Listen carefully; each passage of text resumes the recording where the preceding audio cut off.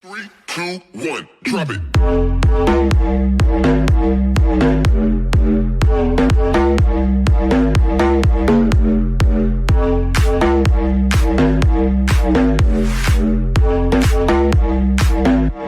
Are you ready for this?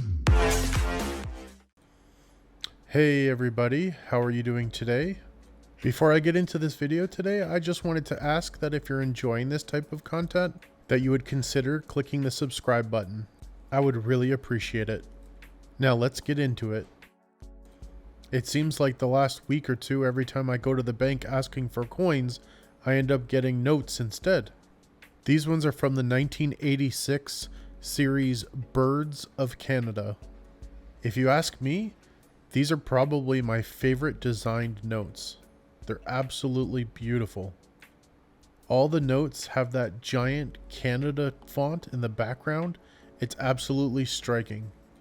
And the best part about these notes isn't just the fact that they're pretty much almost uncirculated. They're super crisp, but I got 5 notes, and the serial numbers are all sequential. How stunning are these?